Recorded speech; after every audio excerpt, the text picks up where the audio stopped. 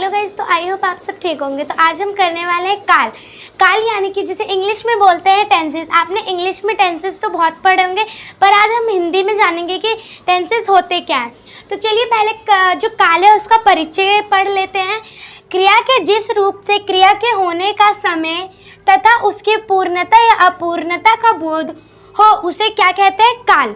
देखिए जो काल है उसकी जो काल क्या हमें बताते हैं, जो क्रिया के जिस रूप से क्रिया के होने का समय तथा उसकी पूर्णता और अपूर्णता का बोध हो उसे काल कहते हैं। तो देखिए काल के कितने भेद है? काल के 3 भेद है, वर्तमान काल, भूतकाल, वर्तमान काल और भविष्य काल।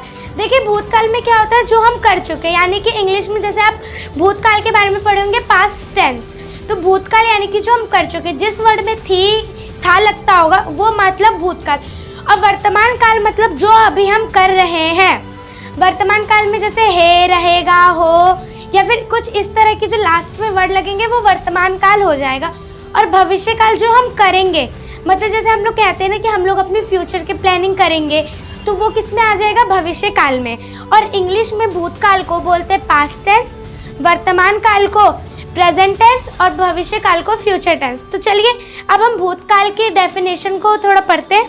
चलिए अब हम भूतकाल के बारे में जानते हैं। भूतकाल, उसकी डेफिनेशन, क्रिया के जिस रूप से कार्य के बीते हुए समय में संपन्न होने का बोध हो उसे भूतकाल कहते हैं।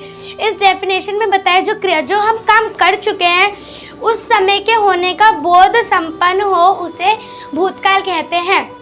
देखिए भूतकाल में से कुछ उदाहरण लेते हैं। फर्स्ट उदाहरण, वह लड़का घर गया था। जो एक लड़का था वह घर गया था, मतलब वो गया था, अभी गया है नहीं। और सेकंड एग्जांपल लेते हैं, वह लड़की सीता की सखी थी।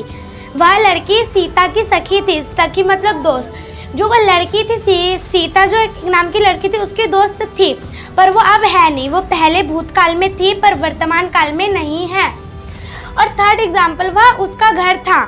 जो अगर हम किसी चीज़ का लेते हैं, वह लड़का, अगर लड़के का नाम रवि है तो रवि का वो घर था, पहले उसका घर वो था पर अब नहीं है वो घर, वर्तमान में वो चीज़ नहीं है। भूतकाल में जो चीज़ थी पर वर्तमान में उसे यूज़ नहीं करते। तो चलिए अब वर्तमान काल के बारे में जानते हैं। तो चलिए अब हम जानते हैं वर्तमान काल क्या होता है। तो चलिए स्टार्ट करते हैं। वर्तमान क्रिया के जिस रूप से वर्तमान समय का होने का बोध हो उसे वर्तमान काल कहते हैं। क्रिया यानी कि मतलब जो भी अभी हम कर रहे हैं उस वर्तमान यानी कि अभी समय का होने का बोध हो उसे वर्तमान काल कहते हैं। चलिए तो इसके कुछ एग्जाम्पल से हम समझते हैं। उदाहरण फर्स्ट, अध्यापिका पढ़ा रही है। जो अध्यापिका है वो अभी पढ़ा रही है, वो पढ़ाएगी, वो पढ़ा रही थी। ये कुछ नहीं है, ये वर्तमान जिसमें है, रहेगा, वो उसमें कहते हैं ये वर्तमान काल की बात आ जाती है। तो सेकंड एग्जांपल, बच्चे खाना खा रहे हैं। जो बच्चे हैं अभी वो खाना खा रहे हैं, तो ये क्या हो गया? वर्तमान, जो क्रिया वो लोग अभी कर रहे हैं। वह बच्चा एक खिलौने से खेल रहा है। जो एक बच्चा है वो खिलौने से खेल रहा है, यानी कि मतलब वो अभी खेल रहा है, वो बाद में खेलेगा नहीं, ये बाद में खेला नहीं था। तो चलिए अब लास्ट जो हमारा बचा भविष्य काल, तो चलो अब हम लास्ट एंड थर्ड भविष्य काल के बारे में पढ़ते हैं। उसके डेफिनेशन, क्रिया के जिस रूप से कार्य के आने वाले समय में होने का बोध हो उसे भविष्य काल कहते हैं। क्रिया यानी कि जो भी काम के आने वाले समय में उसका बोध करा है उसे क्या कहते हैं? भविष्य काल। तो इसके उदाहरण से भी समझ लेते हैं। मैं कल सीता से किताब लूँगी। मैं आज लूँगी नहीं, ना मैंने कल लिया था। मैं सीता से किताब कल लूँगी। और सेकंड एग्जाम्पल, तुम शौक से पढ़ोगी। मैं अभी शौक से नहीं पढ़ रही पर मैं कल शौक से ज़रूर पढ़ूंगी। और थर्ड एग्जाम्पल, तुम्हारा वज़न घट जाएगा।